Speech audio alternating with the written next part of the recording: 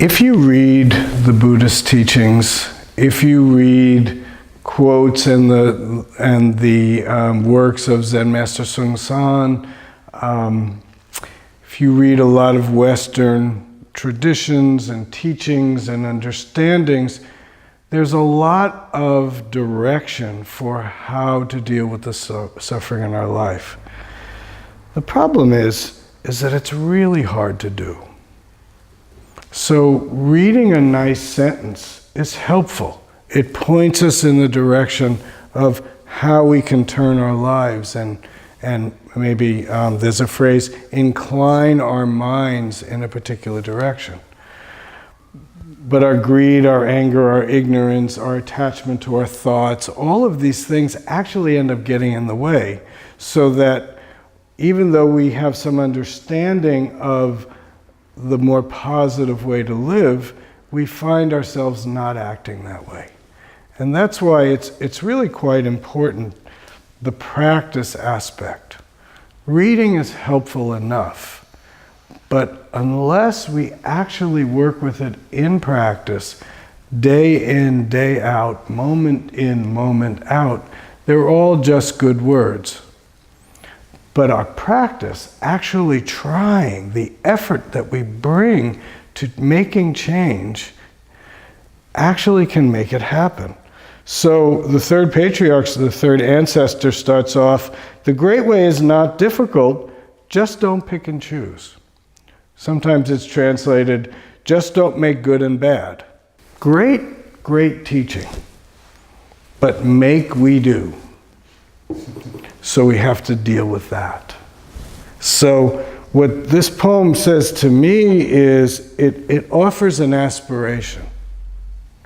And then then we have to ask ourselves, how do we do this? It says, if you cut off all likes and dislikes, everything is clear like space. I think it's very helpful to hear, whenever you hear cut off, change it to attach to, because then it becomes workable. It's not that you can't have these things. It's that if your attachment to them is too tight, they rule your life. If your attachment is somewhat looser, they somewhat less rule your life. If you really can let them go and you're free of them, then they don't rule you. So we're actually practicing to create the circumstances to be able to not attach too strongly. I like that languaging better because it's more possible. You're never going to cut off your likes and dislikes. And one of the problems is if you do cut off your likes and dislikes, you may turn it around and become dull, like a rock or a stone, rather than a human being who's vibrantly alive and connected to things. We're not practicing to become like a rock. I'm never moved. Nothing will ever touch me. That can be attractive when you're suffering with the things that you're attached to. But the alternative, in many ways, I'm going to be attached to my value judgment here, so be careful. It actually is worse, not better. There's a middle ground, and Buddha, of course, talked about the middle way, where you can have your like and dislike, but you're not so rigidly attached to it that you're ruled by it. So there's some room for openness. There's room to listen to another person's like or dislike. There's room to be flexible. And I guess something that before Carrie talked about that I was thinking that I could bring up is the importance of flexibility.